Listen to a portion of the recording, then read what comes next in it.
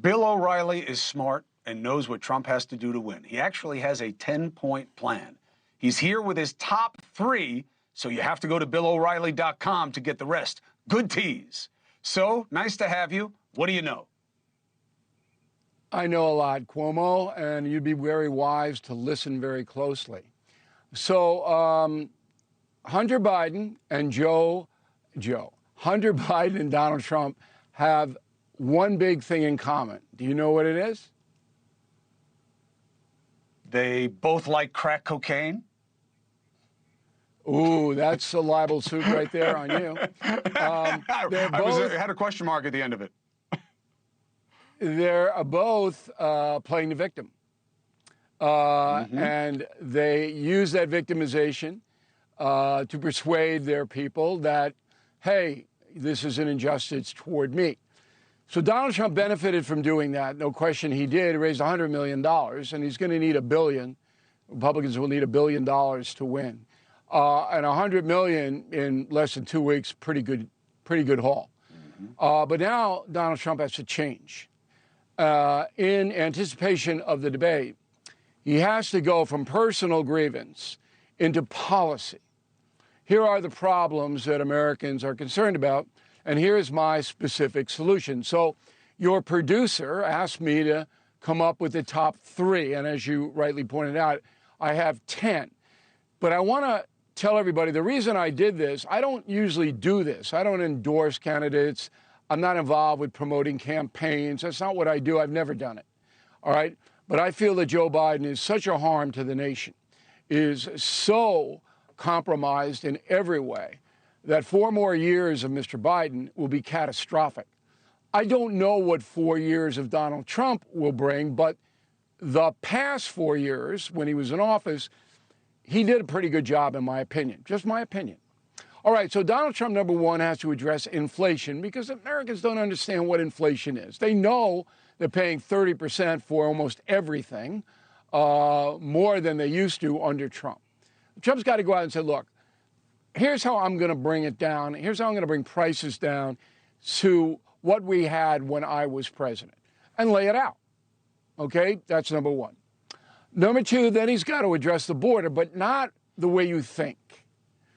He's got to address a statement that hurt him, continues to hurt him, that he's going to round up migrants and forcibly deport them. So you can imagine the scenes in the night with little children being hauled out of homes by federal agents and thrown into wagons.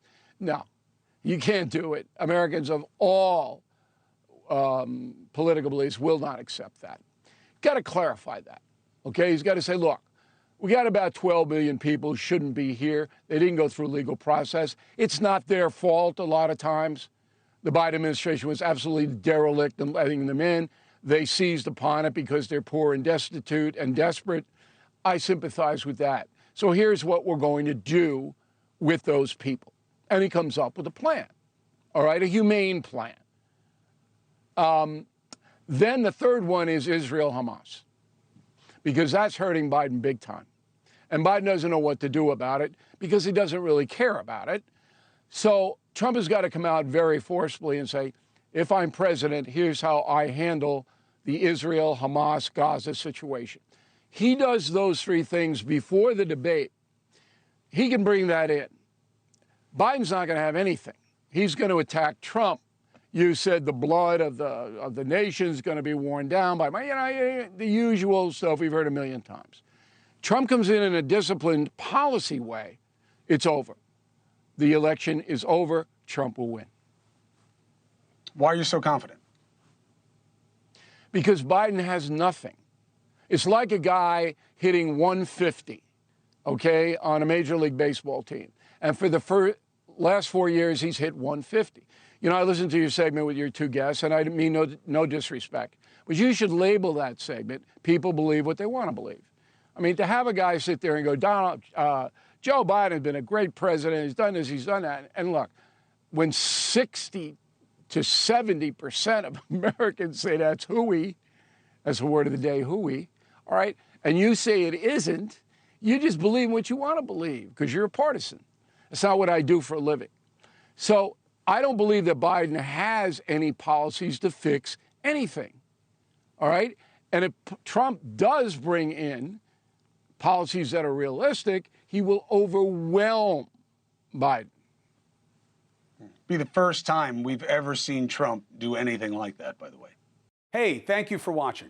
Please go to newsnationnow.com, newsnationnow.com, and you can find NewsNation on your television provider. And don't forget to click the red subscribe button down below. Then you will get more of NewsNation's fact-driven coverage.